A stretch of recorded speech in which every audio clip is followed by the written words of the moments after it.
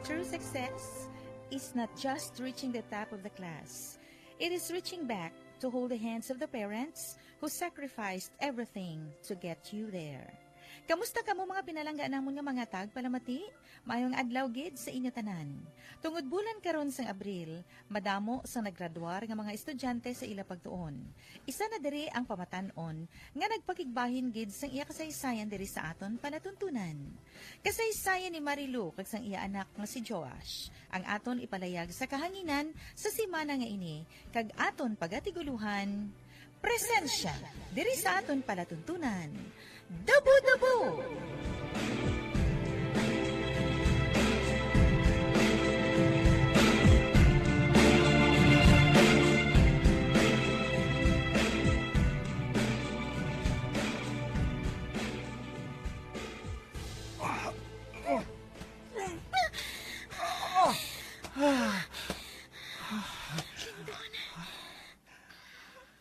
Salamat.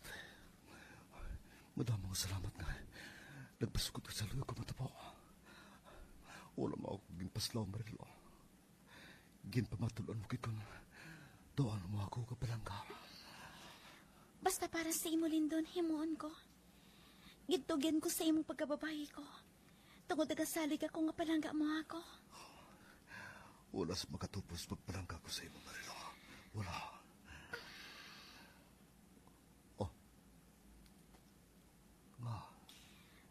Paano kung magbungay ni ginbuhat ta? Naghahalong kita ni Bala. Wala ka sasalig sa ako, no? May salig ako sa imo, Lindon. Di man. Pero paano kung magbunga gihapon? Sabtan ko. Tindugan kong responsibilidad ko sa imo. Ano? Pero second year college pa lang ako. Gusto ko pa nga makatapos sa akong pagtuon. Amo man ikaw, graduating ka na.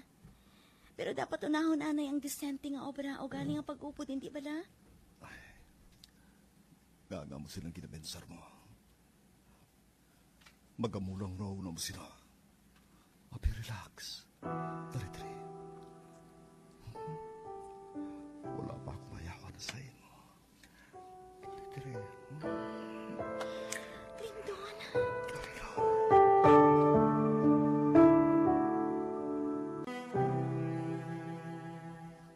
Mangaya ko sang grades, Mom. Oh, Marilu? Ikaw? Maayo kay nagpalapit ka sa akon. Actually, madugay ng hulat ko nga magkadto ka sa akon. Pero tigpasa na sang grade sa registrar. Amo palang nagpalapit ka sa akon? Sa registrar na ako, Halin. Nagawa ko sang grades ko, pero INC ako sa imo, Ma'am Aragon. So, you're here agad mamangkot kung nga incomplete ka? Yes, Ma'am. Try to look at your grades here in my class record. Wala ka maayo nagasulod sa klase ko. Kung magsulod ka, tulala ka. Wala ka sa imo ka o galingon. Nugbo ang scores mo sa mga quizzes ko. Wala ka gani makalabot sa passing score ko sa midterm and final examination. Why? Ma'am Aragon. Nga nagpabaya ka sa imo pagtuon. Wala ka manugon? Scholar ka pa naman sang city kag Ched. I heard your life story. Wala ka na amay kag ang imo iloy. Amo na lang nagabuhi sa imo. Nagapangita obra agud nga mapabalunan ka diri sa eskwelahan. Pero anong ginahimo mo? Nagaiskapo ka sa klase kag magpuyo upo ng nobyo mo sa boarding house ninyo? Wala kang diresang labot, Ma'am. I know. Pero concern ako sa imo, Marilu. Kanugon sa imo nga pagkabata. Maalam ka, pero nadaog ka sang imo kahuyang sa paghigugma. Ma'am Aragon?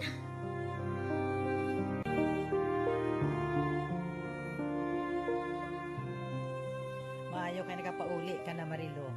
Nahidlaw man ako sa imo. Pila ka bulan nga wala ka makapauli diri sa balay. Kunay, madamo abi kami sang project tungod natabuan nga manugtapos ang first semester. Ano pa, nagsinakuay kami agad sa pag-comply sa amon project. Amo bala? Ate, maayo ko na mo. Kaya nagatutom kagigal isi mo pag-eskwela. Ngadaan nga amo lang inang handom namon sang nagtaliwan mo nga amay. Ang makatapos ka sa imo pagtuon kag makakita sang desente nga obra sa pila ka adlaw. Sa sina, hindi ka magpareho sa amon nga wala sang tinapusan. Ano pa? Kinahanglan anay nga magbaka-baka, good lang nga makakwarta. Nay Marisa. O tiisan o gali ang inyong enrollment sa second semester? Sa masunod nga semana, Nay. Tapos ang sim break, pwede na dayon makapa-enroll. Ati sige. Gustuhan gid ng pagpagabot sa mga mani. Makapadalawat kita sina kag may galamiton ka na sa imo pag-eskwel. Pero anay ka bala? Do kaina pagid ang himutad ko sa imo? Oh. Do naglapad ang balikawang mo? Ha? Kuan, nanambok abi ako, Nay. Kadaong permis ang kaon ko. Siguro stress eating. Sa kaon na lang ginapaupo kang tanan niya kakapoy kag palitik sa mga tulunan. Abo bala? Kung sa bagay. Basta Marilo, amo lang ini ang tandaan. Hindi gid pagpabay ang imo pagtuon, anak. Hindi pagguba ang imo futuro. Nay Marisa.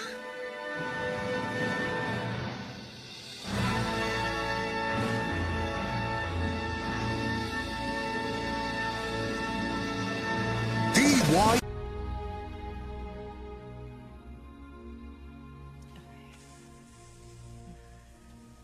Nay, sabihin ka? Ari ako sa kusina. Nagaluto sa sudan ta pamahaw. Pagbangon na dira kag paghimos nga makapaligo. Mabalik ka na sa bunga aga sa syudad siling mo, agad nga makapa-enroll. Nga nagpaburaw-buraw ka imo tulog. Nay, anong ginaluto mo? Ano ka ba? Marilo? Nabahuan ka sang ginisa nga ginamos? Aba, hindi ba lang ang paborito mo ini nga pagkaon, halin sang gamay ka pa? Pero subong yan nabahuan ka, kay nagadigwa ka pa? Ambot, Nay. Basta ka daw, naghahanas ang pagginawa ko subong, doon nagkapangita ako sa aslom. Nagalingin ang ulo ko nga dumasok. Marilo? Pila na kabulan mo wala makaabot ang pamulanon mo? Ha? Sabta ako. May nobyo ka bala sa eskwelahan ninyo? Nagpatandog ka bala sa iya? Sabta ako! Nay, kuwan.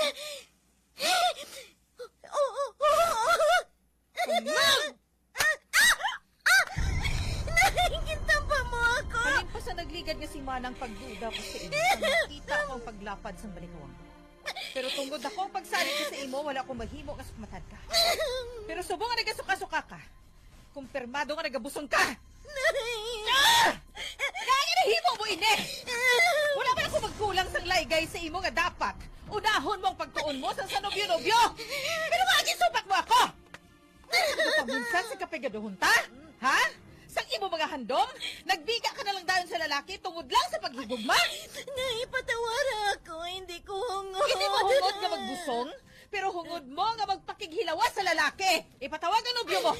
Antes pa magdako ang tiyan mo. Kinahanglan niya tindugan niyang responsibilidad niya sa imo kag sa mangin anak ninyo. Nay!